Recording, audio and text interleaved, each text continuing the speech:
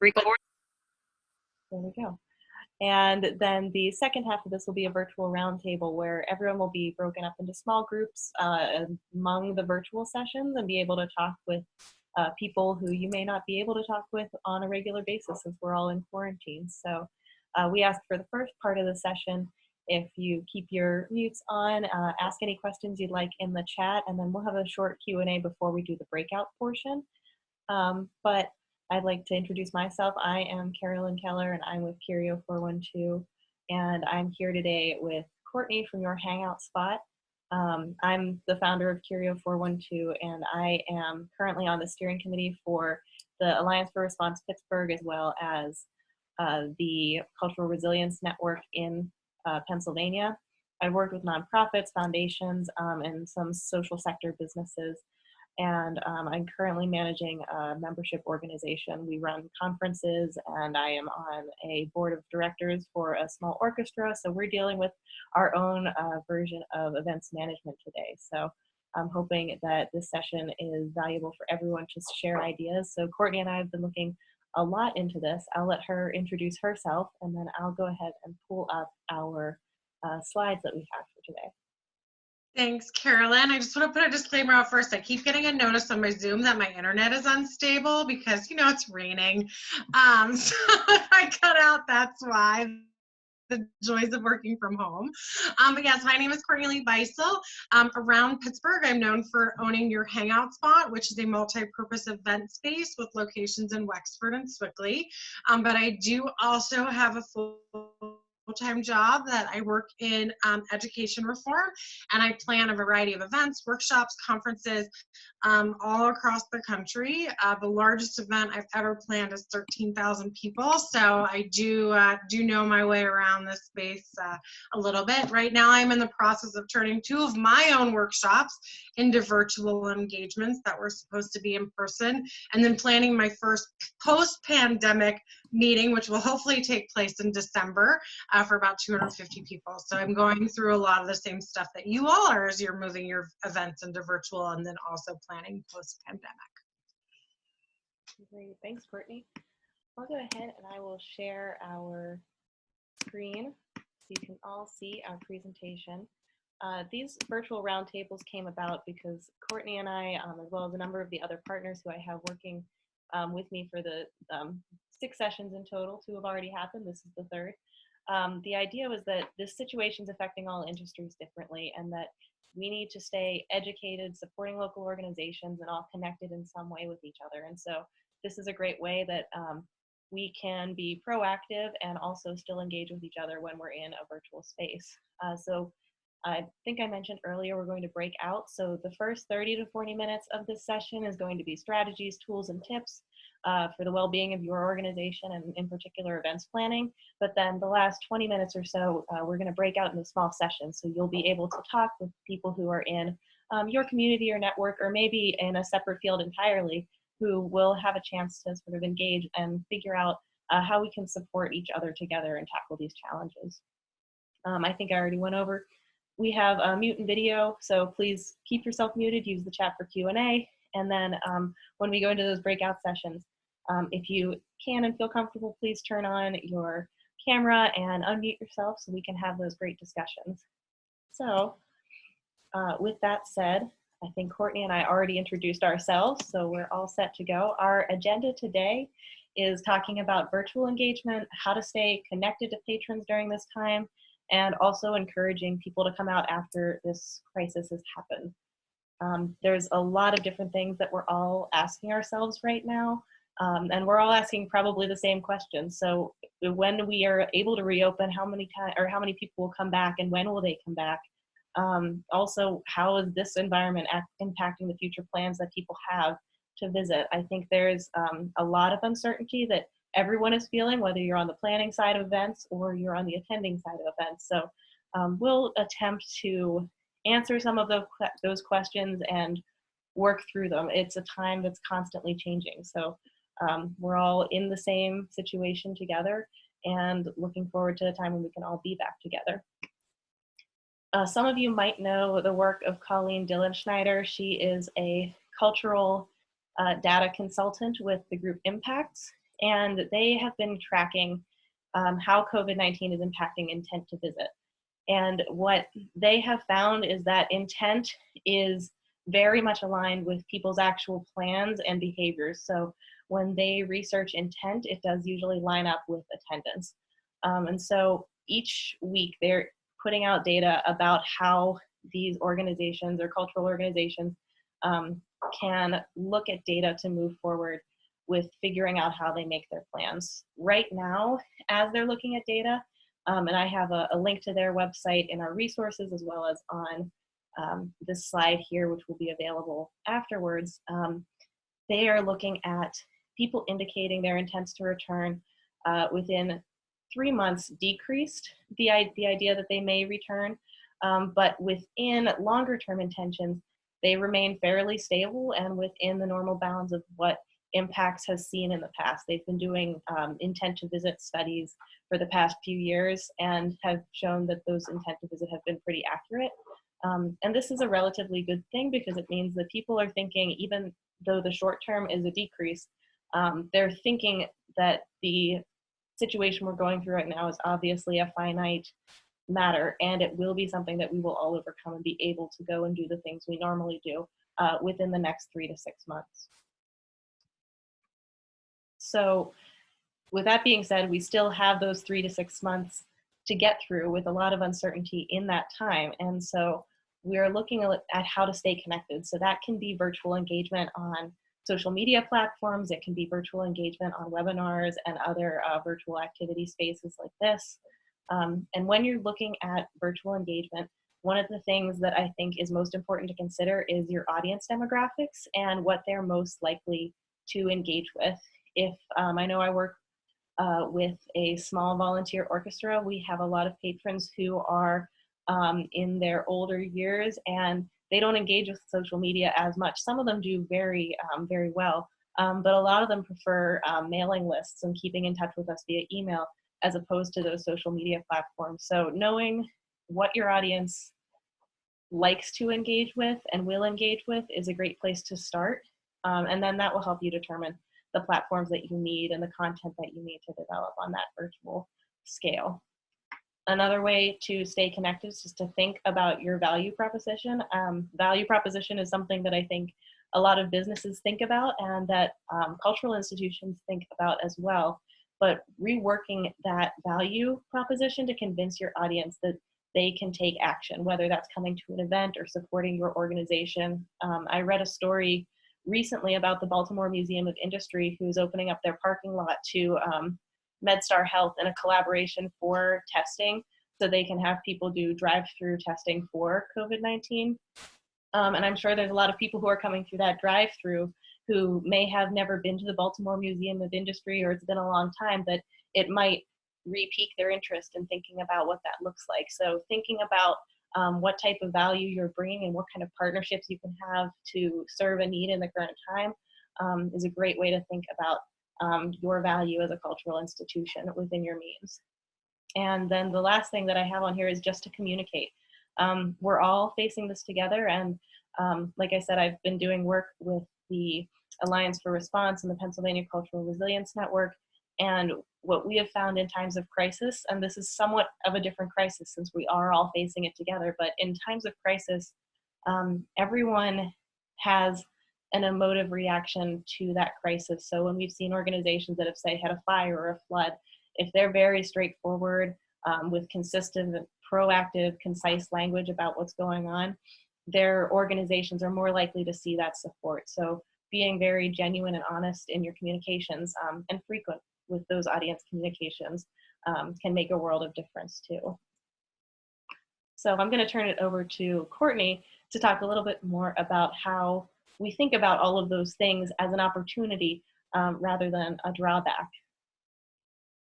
Thanks, Carolyn. Yeah, so I really think that there's an opportunity to think about this shutdown as an opportunity. It's forcing us to think in very different ways than we normally would, and it's forcing us to engage with our audiences in different ways. And I think that this is really your chance to be creative. We've all worked on teams, especially when you're planning events, and if it's an annual event, there's that, well, we've always done it this way, Courtney. Well, we can't do it this way anymore. So what can we do to still capture the essence of what we're trying to do in our current reality for however long this lasts? So there's really that opportunity to sit down with your team virtually via an online platform and do some of that brainstorming of how can we do this differently? How do we accomplish the same goal but with different means? I think that this is a really good opportunity for organizations to think about how to diversify their revenue. I'm supposed to go to a conference in June in Orlando that hasn't been canceled yet because the organization that's holding the conference creates so much revenue that their organization will fail if that conference does not take place. And because this is not considered by a lot of insurance companies as a force majeure event, they will lose out on deposits. They will not get an insurance payout from it. So that puts yourself in this really horrible situation of, we can't have this event anymore. We didn't diversify our revenue. We do face the potential of shutting down because we will not be able to sustain operations the way that it is. So this is that opportunity to say, hey, if we were really getting a ton of money from this one fundraising event, how are we going to do it differently so that we can diversify that revenue so we're not relying on that one single source of revenue to support the organization for the entire year? I think that this is really an opportunity to build personal connections. So similar to like what Carolyn said, that they have a little bit of an older demographic that's not going to engage with them on social media. Well, get your board of directors, pick up 5 of those people to call or shoot a personal email to, just saying, hey, how are you doing? How are you holding up? We can't wait to see you again. So even though we are in this virtual environment and we're not relying on those impersonal events, this is your opportunity to build those personal connections so that they feel a little bit deeper of a bond and they feel more of a connection with you because you have reached out to them and said, like, hey, how's it going? I think this is a really great opportunity to reorient yourself to your mission and your value and your vision for your work. And how do you adapt what you're really trying to do with your organization in the current situation, and then even longer term when things kind of return back to normal. And then I think that it's really important to really put yourself in your audience's shoes. What do they need from you right now as an organization? How can you help fulfill that need? In the end, this isn't about you as your organization, it's about your audience, right? So I have this great super long analogy, but people don't care about you, they care about themselves. So how can you make them feel good? How can you engage them in what you're doing that fulfills some sort of need so that when things return back to normal, you're the first place on their bucket list to go and visit or there to make a contribution to, or things like that. So really understanding what they need during this time and figuring out a way to fulfill that need for them. So now we're all moving into this environment of virtual events. There are pros to having these virtual events. It's a lot less money than having an in-person conference where you're having to feed people and you're paying for meeting space, you're paying for AV. So that's an obvious benefit for that. I'm finding now that I'm having more virtual events that I'm actually having increased engagement and attendance to my events because somebody doesn't have to go to Phoenix to attend a workshop for my organization. They can just pop on Zoom for 3 hours and engage in that content and not be away from their family and not have the extra expense of traveling and being out of the office for that amount of time. There's also really valuable ways to gather analytics when you're doing events, like if you're live casting something or doing a Facebook Live video or something like that, you're getting far more analytics from those platforms than you would if you were doing an in-person event. But, there are cons to this environment. Like there's less opportunities for face-to-face networking, although I would argue that we're doing face-to-face networking right now. We talked on our last call that I was on about virtual happy hours and tea times and coffee times and ways that you can still build that even though you're not in the same physical space. Technical difficulties are always a possibility. My internet is unstable today because it's raining. My kids could run the microwave and I could cut out of internet. But you still have, when you're running an in-person event, that stuff can still happen. I just gave a presentation in front of 250 people and my video didn't work. So even though I practiced it. So those types of things always pop up. And then if you're going into more of like the visual storytelling and other visual medias that you might have to invest a little bit of money in with a camera crew or advanced graphics or things like that, that can add to your cost as well. So it is a little bit of a balancing act, and it's just kind of figuring out what works for you and then understanding that there are some cons out there and how do you kind of adapt it for your event that you're having. Next slide. Okay. So when you are shifting from the physical, oh my screen is in the way. Hang on 1 second. Okay. So when you're making the shift from physical to virtual events, think about your existing audience already. Think about what you need for them to do to take your next step, and then provide that in that eventual format. So there's all these formats that you can adopt to. So you can do pre-recorded videos. Some people are more comfortable in that way, that there's a script, there's a camera, they practice, and then that gets popped up on your social media channels or your website. You can do animated education content. So you can work with an animator or some visual storytelling to put together that sort of really cutesy, like animated activity that can engage people in your content. And that's something that can live forever on your website, even after this is over.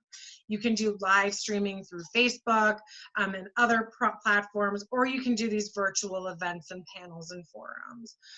So there's really a lot of opportunity for you to diversify how you're doing this, or find a way that makes it more comfortable for whoever's presenting. Because it is, maybe not you're the one presenting, but maybe it's your CEO, and what's like his or her comfort level and being on a Facebook Live video, as opposed to them recording, having the opportunity to have it edited and then posted online. And so when you're doing an in-person event, you're going to have that virtual event marketing strategy that aligns with your goals. So what are you really trying to accomplish? What are the different mechanisms? How are you going to engage people and get people to actually log on or sign on and view, and then what's ultimately that call to action? And then it's really thinking about what are those digital technology tools and formats that'll convey your option. For this is a roundtable. So after we do this content, we are going to have conversation and ask each other questions and hopefully benefit everyone. So the Zoom platform works better. If Carolyn and I were just doing this presentation and saying, all right, see you guys, have a good afternoon, maybe we would use GoToWebinar or WebEx. That's a little bit more webinar format. So you kind of have to figure out what's the best platform for what you're trying to accomplish. Next slide. Okay, so these are sort of my tips and tricks for planning a successful online event. Like I said, I'm kind of in it with all of you right now as well. So these are some of the things that I'm experiencing as I transition. Practice, practice, practice, practice, practice. So if you're doing your first Zoom event and you're going to have breakout rooms, do not do it on the fly, because Zoom can be have a little things on, like quirks to the system. So get your team on, practice roles, have a host, have a co-host, have a facilitator. Make sure you work out all of those kind of logistical things in advance, because it's just going to make it seem really smooth for your attendees. I always like to establish some norms at the start of the event, or I'll communicate those norms prior to the call. So one of the things that's come up is like, what do you wear during a business meeting that's on Zoom that you're expected to show your camera? So maybe communicating that to like your attendees in advance, like casual dress is okay, or business casual is encouraged. Like just to make sure that they have their comfort level, because then some people will pop up a Zoom event and see everyone wearing a suit and they have on a sweatshirt, and so like, whoa, I'm gonna have to turn off my camera and go change so that I'm business on top and pajamas on the bottom. So just think about, like, setting that norm of like, we really expect everybody to make that effort to show their camera. A lot of people aren't comfortable showing their camera, but just, you know, whatever kind of like nudges you want them to have, think about those in your norms. We've found in some of the virtual events that I've already done is really making it clear, like, this is going to be an interactive event where you will be expected to participate in a discussion. So that's new for a lot of folks because they're used to sitting on a webinar. So just putting out those like hints in advance makes people a little bit more prepared of what you're expecting from them. Spend some time brainstorming ways that you would execute things that you would have done in person virtually. So I love flip chart paper, Post-it notes, big fat Sharpie markers. Like that is, as a meeting facilitator, those are my go-to meeting tools. But now I'm doing all my meetings on Zoom. So that's really not that possible. So I'm going to show you one thing that you can do in Zoom real quick. That's just something to play around with. So if I go into share my screen, there's a whiteboard option and it pops up this whiteboard. So can everyone see this? Oh, I didn't clear this. Hang on, we were practicing. Hang on, clear all drawings. There we go. Okay, so now you have this blank slate of what can be your flip chart paper. So I can like write text. I can't type and write at the same time. So one moment, please. And can everyone see? Oh, right. So I wrote so I wrote a question for you, right? Sure. Are you finding this content valuable? Hold on. So it's no. They can't see. I'm gonna stop sharing my screen and see if you're seeing it. There you go. Okay. See, now we're having a little Zoom issue. If we had practiced this while Carolyn was showing, we would have said. So is everyone seeing this? Is this content valuable? Okay. So what you can do is if you arrow up, if you take your cursor to the top of your screen, you'll see like an annotate. Does everyone seeing like if they arrow up?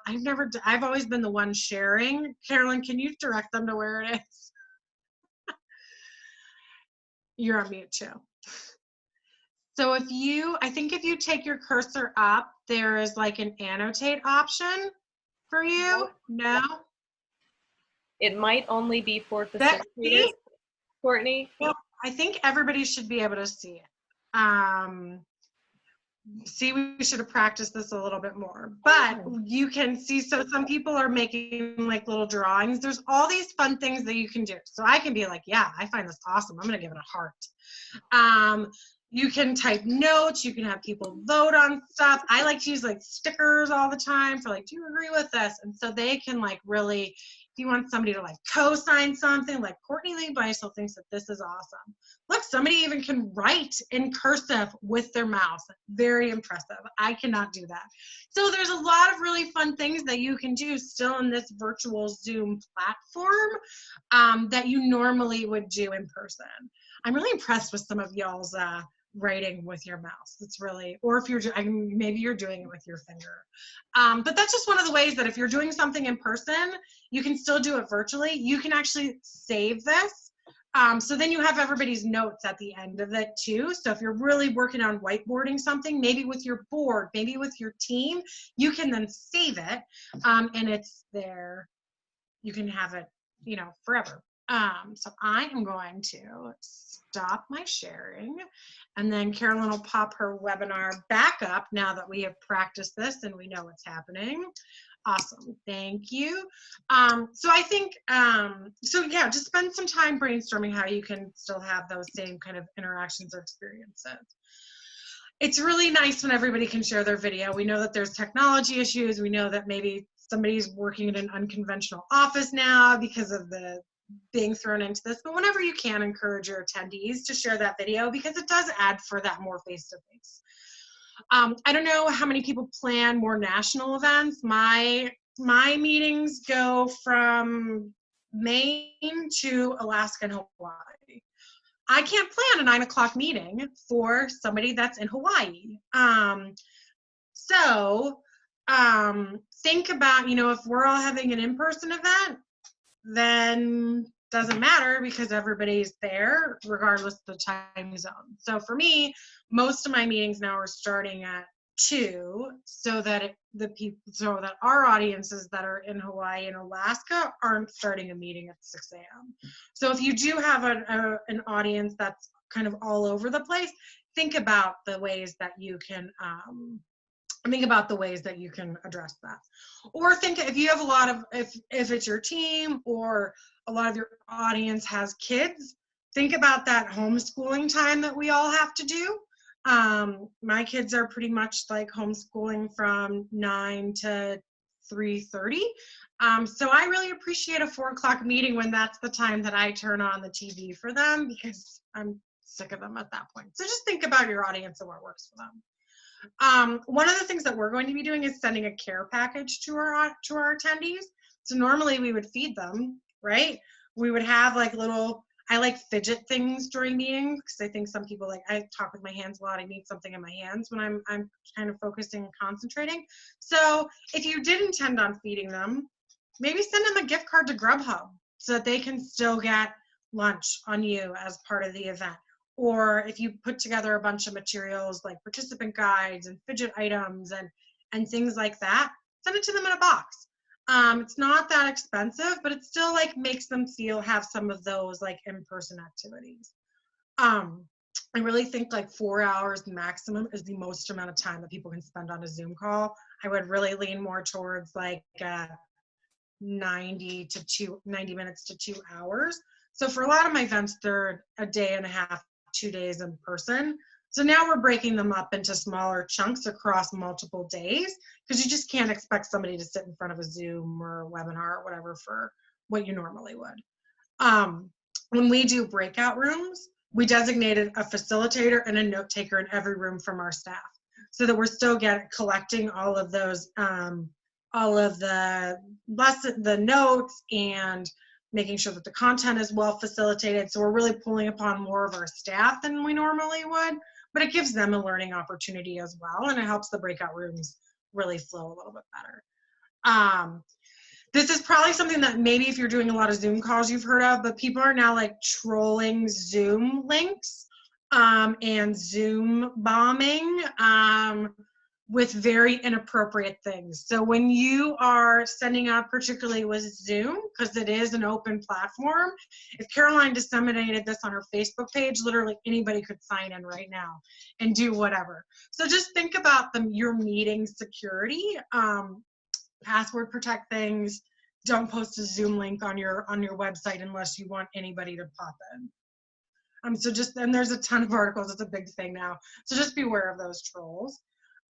Always just like general meeting, engagement stuff is always survey your attendees, find out areas for improvement. So if they're like, hey, Zoom's really not working for us, what are kind of other options? Get their feedback to see what they think. And then I always thought, now that I'm in this virtual environment, we're really not having as many engagement opportunities, think about ways to supplement the meeting afterwards. So like maybe there's online forums, like you can use Facebook. I use a company called Mighty Networks that is very Facebook-like, but it's free for kind of the bare bones, but it's not Facebook. But you can do a lot of the same Facebook things and share out content and created an online community around what you're doing, which just kind of helps extend the conversation and create more of those in-person engagement opportunities that are even outside of regular social media that some people might be avoiding, or things like that now. So those are just some of my tips and tricks that I've been going through, and maybe we can even share some of our own when we get down into the breakouts. So we'll go to the next slide.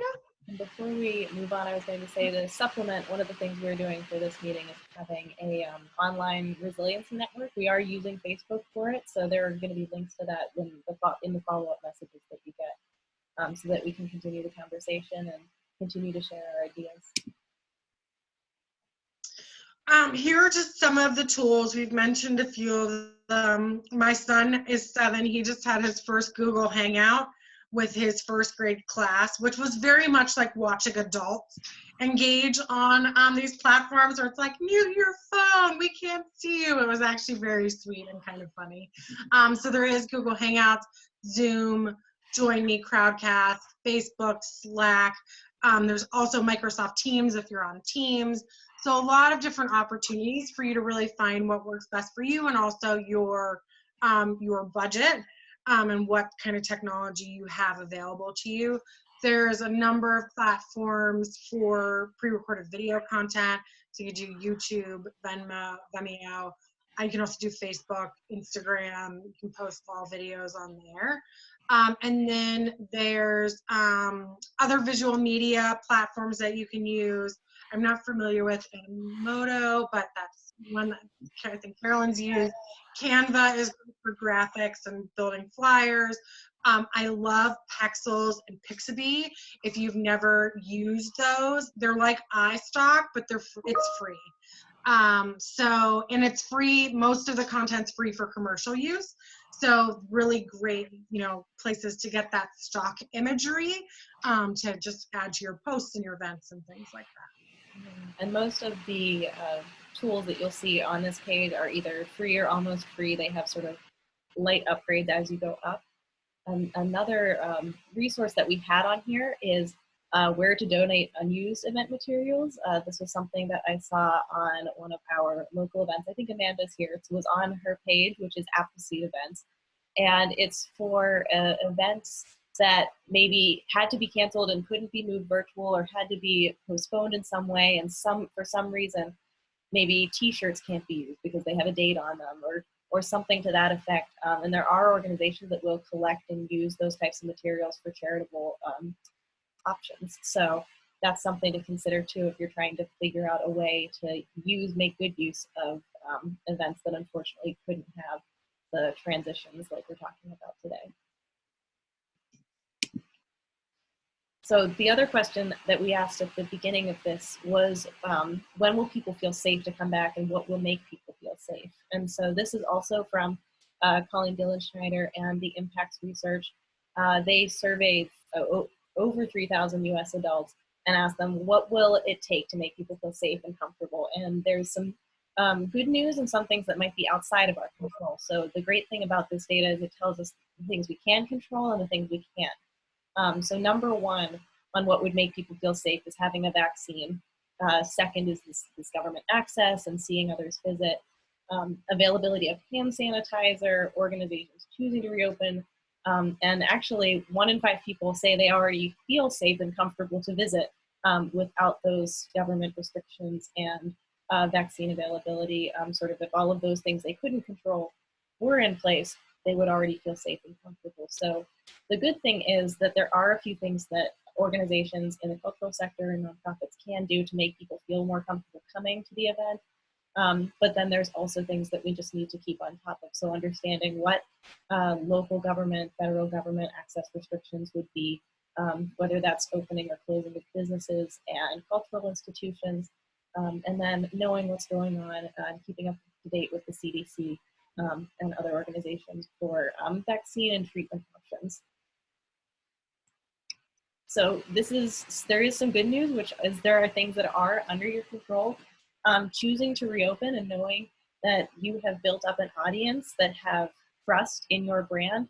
If you choose to reopen, knowing all of the things that you do about the current situation, they will have that trust in you to know you're making an informed decision. And that will influence the way that they choose to come. The other thing that you can do is cultivate their perception. So in this meantime, while we're waiting, sharing stories about sort of experiences people have had, but then when you reopen, sharing stories of people who came during that reopen time period so that you can get a sense of the people who are coming to visit have had positive experiences and safe experiences.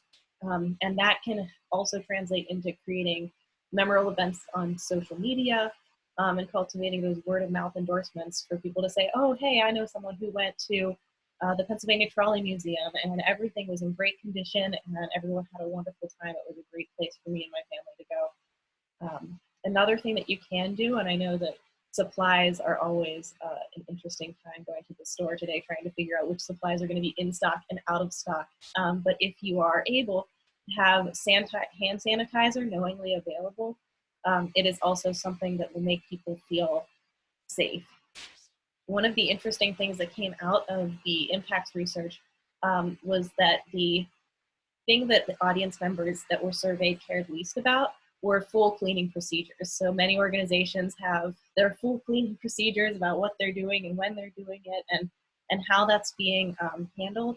But the audience didn't really seem to care about that. They had already a sense of stability through knowing the organizations and trusting in those organizations and the brand. So if these audiences have limited attention, make sure that the messaging is geared towards something that they're going to care about. And that's the safety and memorable experiences that they're going to have with their families when they come, whether that's a business or if it's a nonprofit. So thinking about that, marketing is also an important thing to consider when you're thinking about your events. And that's even during and after what this situation is. As we said before, communicating matters, channels you choose, the information provided. Maybe you don't want to show if you're having, and this goes into sort of the second bullet point here too, if you're having a gala, I know there's a few in the area where I live, that they have food tables and everyone goes and gets their little appetizers for dinner and then their dessert. Maybe you don't want to show people passing things back and forth via hands. Maybe you want to show that they have forks and gloves and sort of have that understanding of safety. So understanding what information and content you show visually. And also using strategy when you need to pivot. So Courtney was talking about how her organization is going through thinking about how to take large conferences online and figuring out what that means. So like she said about offering a care package, maybe you aren't going to be providing a meal to someone, but you can think about what that means when you're pivoting to think about what alternative can I offer that will be just as valuable in a different setting. Leveraging social influence is something that I just spoke about, with making sure that you have information that is out about people who are coming to visit and the experiences that they have, and helping them to share that message too. So making sure that those people who are coming aren't only supporters, but can be influencers for you as well. And communicating all of your decision making and being genuine in what your organization is going through is going to make a world of difference to the people who are coming and viewing what's going on at your organization. Another thing that I'm going to let Courtney talk about is one thing to consider with your contracts when you're rebooking your events and thinking about in-person events as we move forward. Yeah, so as I kind of mentioned before, a lot of places are not considering this a force majeure event. I think when it happened, everyone's like, oh, it's force majeure, it's force majeure. It's not, and in a lot of places. So I actually just signed a contract with a hotel in DC for an event that we are having in December of this year, and I put in a pandemic clause. I asked the hotel to put in a pandemic clause to protect us just in case this happens again. And this is really just CYA for us. God forbid it happens, but we want to be able to get our money back and our deposits back and things like that. So this is the actual clause that we added to our contract that basically says if the CDC says that it is a pandemic, we have options with our contract. So I'm planning really big scale events with hotels for this kind of thing. Maybe if you're on a smaller activity or something like that, or a smaller scale, you don't maybe necessarily have to think about it. For me as a business owner, your Hangout spot is an event location. I do have a non-refundable deposit. I have refunded all of the deposits. Obviously, like my clause on my contract is not, on the thing that they sign with me does not have that, but maybe in the future we'll have that. I don't know. So, I mean, it is thinking about like forward future, how are you going to protect yourself? Like I mentioned at the front, I mean, that other organization, they don't have a pandemic clause. The hotel is not shutting down. The governor has not shut down the state up until that point. So they're going to, if they cancel, which is the right thing to do, they are going to lose hundreds and hundreds of thousands of dollars just on the deposit. So just think about ways that you can protect yourself in the future with the contracts that you're signing. This moves us into something completely different from contracts, but we wanted to make sure that we covered the contracts as a very important thing to consider moving forward. But another thing that we really wanted to touch on was the importance of storytelling and visual storytelling. your storytelling for your organization has to convey a mission, and it has to be both entertaining and informative for the people you serve. And so as we're moving into a more visual and virtual world, at least for a finite but uncertain period of time, thinking about the way in which you're presenting things. So you need to provide compelling content that is going to relay a lot of information and drive audience to take actions. And in a visual storytelling space, that involves a lot of design. It involves a lot of planning and forethought. There are a lot of great articles and resources, especially about data visualizations that I found very helpful for even just storytelling purposes. A lot of times when you have data visualization, you're trying to think about, I've done this research project, or I've gathered this audience data, or I have this information about a certain topic, and there's a lot of information here and you need to condense it. And I know that making a concerted effort so things are concise and sort of immediately understandable is a really great way to go about your visual storytelling as well. Because we're all trying to relay different complex stories about our organizations and how they operate. And those are really going to be the stories that help your audience to take action, whether that is joining a virtual or online event or coming and seeing you after everything is all over. And the last thing that Courtney and I talk about is something we always forget about, is creating a call to action. So you might tell the greatest, most compelling story, but then what happens next? And there's ways you can prompt your audience, whether that's as a business audience or a nonprofit audience, to take some action next. I know that I've seen a few different ways that local organizations are doing this. There's a group called the Pittsburgh Savoyards, and they do Gilbert and Sullivan operas. And they've now created a call to action where they're saying, well, you can't see our operas, but we're going to ask for a $10 donation and give you a pre-recorded from our last few years of the opera. And you get a full opera for $10. And for them, it's a small fundraiser, but there's a call to action there that reminds people the service that they provide, and also gives them something entertaining to do, and gives them a break from Netflix, I guess, which is fun. Another group I know, the Pittsburgh Symphony, has been giving free tickets to healthcare and essential workers as a thank you, and giving them sort of their standing ovation. And that's a call to action too, because it asks them, once this is all over, we want to thank you by coming in and seeing a show. And that might be a really great opportunity too, to reach out to a new audience group that you hadn't reached out to before. Another great way to create calls to action is to partner with neighbors. So Courtney and I are partnering on this to bring you all some great information. And we're asking as a call to action that you all sort of stay on and have these conversations with us and continue the conversation around these challenges so we can all work together. And promoting what's going on locally. I think there's a lot of great things that are going on in the Pittsburgh area.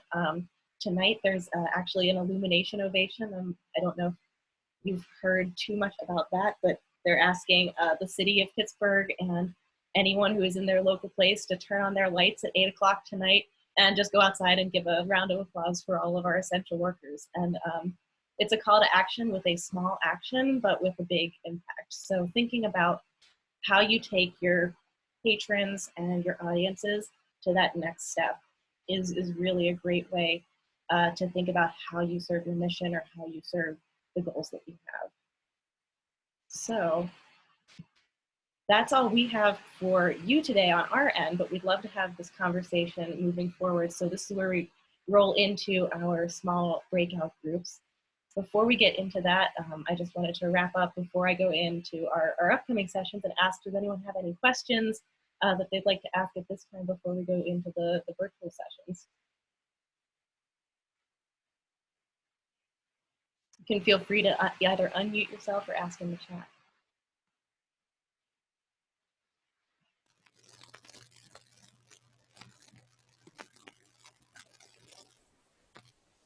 All right, Courtney, I think we did a good job. And we'll be, Courtney and I will be moving throughout the virtual breakout sessions too, so you'll have a chance. Oh, yes, so the tools page will be available, and we will have a resource page. So we'll give a link to the website in a follow-up that will come out by the end of this week. But if you go on to the Curio 412 website, there is this resource page that has all of the information and links to what we've worked on today. We will put the contract text in the resource page. It's not there currently, but we'll make sure that that gets there as well. So we will make sure. And yes, a recording with slides will also be available on this site. So you can access anything and share with anyone who you think would benefit from hearing this information. And Courtney and I are, of course, available to answer any questions and still continue the conversation for you moving forward, too. So we do have 3 more upcoming sessions. One is this Thursday, April 9th at 1, of supporting local organizations, and then 2 next week about financial risk and philanthropic response and community resilience. So those are some other opportunities to come and connect. And the slides will be available with this information to contact Courtney or I to continue the conversation. We'd love to hear more and talk more.